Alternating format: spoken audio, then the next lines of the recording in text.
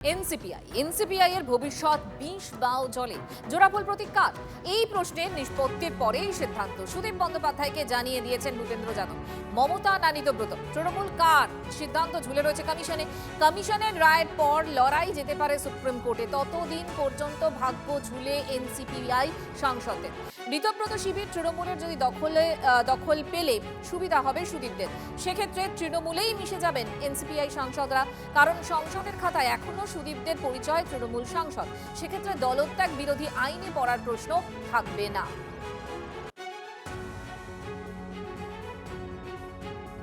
প্রধানমন্ত্রীকে বলেছি, ও বলেছে, আমরা অমিত শাহকে বলেছি। আজকে ভূপেন যাদব যখন ঘরে আসে, তাকে আমার প্রথম প্রশ্ন ছিল যে এই স্বীকৃতি কবে হচ্ছে। উনি বলছেন যে জোড়া ফুলটা আগে কে পেয়ে যাক সেটা ঠিক হয়ে যাবে, ভেরি সুন, একটা মিনিমাম সময় আর লাগবে। কিন্তু এইটা নির্ধারণ হয়ে গেলে বাকি সব সমস্যা খুব দ্রুত সমাধান হয়ে যাবে। উনি অল্প কথা বলেন, কিন্তু পজিটিভ কথা বলেন। আমার যা মনে হলো যে কে জোড়া ফুল পাচ্ছে, এটা কোনো একটা বড় বিষয়। সেই বিষয়টা দ্রুত সিদ্ধান্ত হলে এই সমস্যাগুলোর কোনো সমস্যা থাকবে না। এনসিপিআই বলে যে কোনো পার্টি আছে, এটা কি এখনো পর্যন্ত জানা গেছে? বিজেপি একটা নাম লিখিয়ে রাখলেই সেটা পার্টি রেকগনাইজড হয়ে যাবে? সুতরাং যারা বেইমানি করে, বিশ্বাসঘাতকতা করে, গাদ্দারি করে, মমতা ব্যানার্জির পেছন থেকে ছুরি মেরে যারা ওইদিকে গেছে, তারা এবার বুঝতে পারবে যে কত ধানে কত চাল। আজকে তো ওদের যে বিজেপি লিডার সেই তো বলে দিচ্ছে যে এটা কিছুই করা যাবে না। তাহলে এবার ওরা বিশ্বাসঘাতকতা করা হয়েছে, এটা প্রমাণ হয়ে গেছে। আমাদের কেন্দ্রীয় নেতা শ্রী ভূপেন্দ্র যাদব, তিনি তার কথা জানিয়েছেন এবং তার কথা সেটা সেলফ এক্সপ্লেনেটরি। এই বিষয়ে আমাদের পক্ষ থেকে কোনো রকম টিকা টিপ্পণী করার কোনো বিষয় নেই। কিন্তু একটা বিষয়, যে তৃণমূলের প্রতীক কার, সেটা কোন দলের কাছে বা কোন উপদলের কাছে, সেটা নিয়ে জোরদার আলোচনা চলছে এবং এই বিষয়ে মামলা মোকদ্দমাও হয়েছে। যতক্ষণ না আদালতের কোনো রায় সামনে আসে, ততক্ষণ জনগণের পক্ষে বা কারোর পক্ষে এটা বোঝা মুশকিল যে ওটা আদতে কার হাতে আছে। তাদের যে ভবিষ্যৎ, সেই ভবিষ্যৎটা সাধারণ মানুষের ভালো মন্দ, ভারতের রাজনীতির ভালো মন্দর সঙ্গে সম্পর্কিত নয়। এবার তাদের ভালো মন্দর বিষয়টা তারা ঠিক নিজেরা বুঝে নেবেন, কারণ তারা তো একেবারে ব্যক্তিগত ভালো মন্দের জন্যেই এই মকারি অফ ডেমোক্রেসিটা তৈরি করছেন। ভারতের গণতন্ত্রকে একেবারে নিচে নামিয়ে আনা, 100 কোটির গণতন্ত্র যেটা সারা পৃথিবীর কাছে আমরা গর্ব করি, তাতে যে যে এই ধরনের হাস্যকর ঘটনা ঘটে, আমাদের নিচে নামানো হয়, সেই পুরো জিনিসটা এনসিপিআই এর মাধ্যমে হচ্ছে।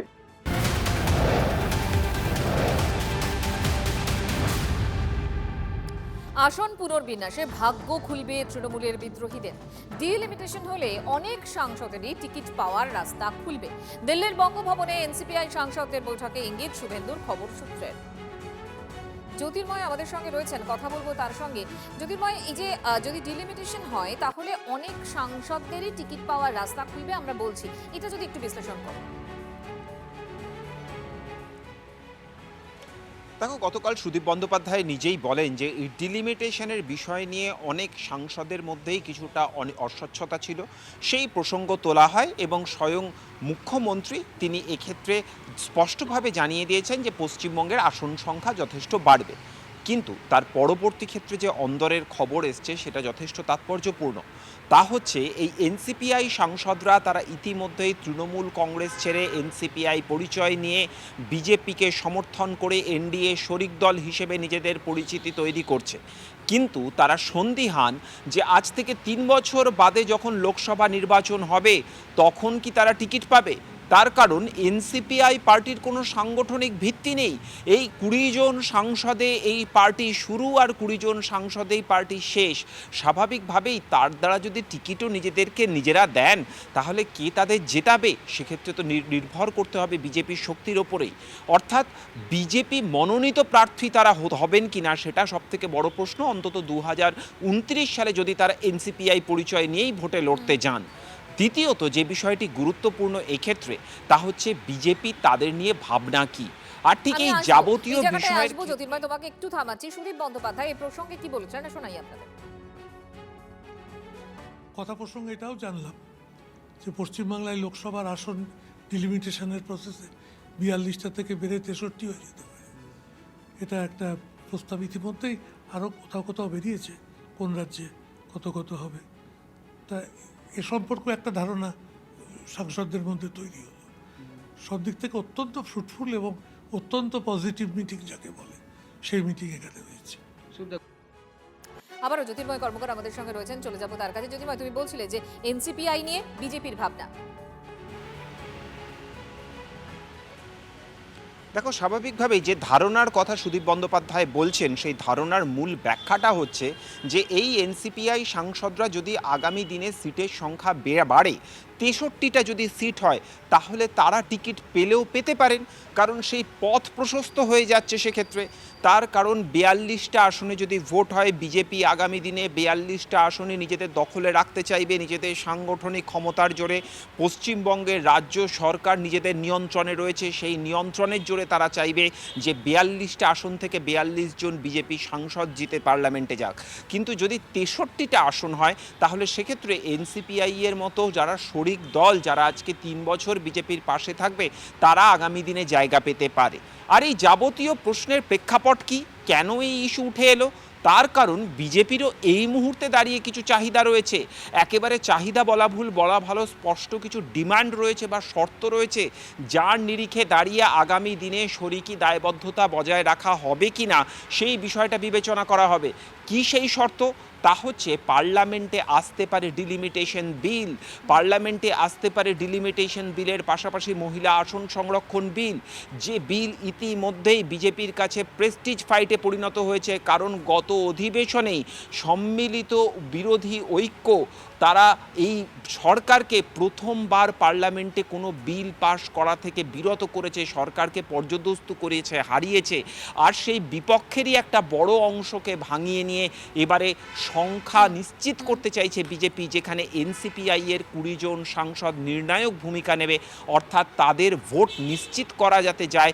সেই বার্তাই গতকাল মুখ্যমন্ত্রী তিনি দিয়েছেন যে এই ধরনের গুরুত্বপূর্ণ বিল যদি আসে, তাহলে 100% হাজিরা নিশ্চিত করে 20 জন সাংসদকেই আগামী দিনে বিজেপির পাশে দাঁড়িয়ে ভোট দিতে হবে। আর এই ভোট যদি তারা দেন, আজ যদি তারা পাশে থাকেন, তাহলে আগামী দিনে তাদের আবারও প্রার্থী হওয়ার পথ প্রশস্ত থাকবে।